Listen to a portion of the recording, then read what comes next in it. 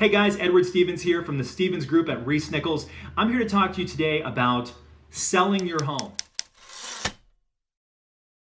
Whether you're selling your home yourself or you have a listing agent selling for you, there are three things that you should be doing as due diligence before you accept an offer. And the reason why you're going to want to do that is because there's nothing more painful than going 30 to 60 days with a buyer only to find out at the end that they're not willing to cross the finish line. So the first thing you're going to want to do, if you're especially for sale by owner, selling your home without a listing agent, the first thing is you're going to want to check out the agent representing the buyer. And the most objective way to do this is to go on to Zillow.com or Realtor.com and see what kind of testimonials and reviews that agent has, because that agent is controlling or representing the buyer. And you want to do business with somebody, obviously, that you trust, and those different reviews might turn your stomach, or they might give you the confidence that you need to go ahead and move forward with this buyer. An agent's reputation is very important, and so I would recommend that you go ahead and check that buyer's agent out before you ever sign on the dotted line.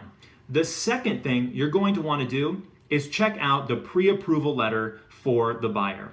Now, if it's a cash deal, they'll have a proof of funds letter, which just says they have a certain amount of money in a certain account. That's pretty easy to read.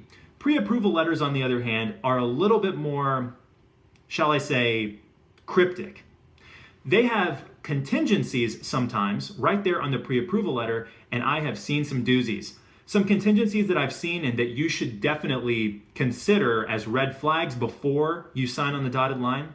Things like, this is contingent upon the buyer having a certain amount of money in their bank account. This is contingent upon the buyer getting a job. This is contingent upon a buyer getting a certain bonus at the end of the year. Those are sort of things that you're going to want to check out ahead of time and talk to the lender and talk to the buyer's agent to make sure that they're cleared up. Make sure that you can move forward confidently and that you know that the buyer is going to be able to get a loan, at least as far as we know right now. Now, the third thing, which is the most important and probably the most overlooked, is you're going to want to talk to the lender. I would call the lender if I were your listing agent, or if you have a listing agent, I would certainly recommend you tell them to do this. If you're for sale by owner, don't feel sheepish at all about calling the lender that's got the pre-approval letter to the buyer, the one whose name is on the pre-approval letter. I would call that lender right up and say, listen, I got a contract. I received a contract from your buyer and her agent, and looks like a great contract. I just got a couple of questions. First question, does this closing date work for you? Are you aware of this closing date? And sometimes, shockingly so, they are going to say, there's no way I can meet that closing date. I don't know where the buyer's agent got that closing date from, or the buyer. There's just no way. What a great thing to know before you sign an offer. So the other thing is, I would just ask that lender in a very general sense whether you think that this is going to fund and going to go well, and if this buyer is a good borrower from a profile of this person is probably going to be able to get this loan.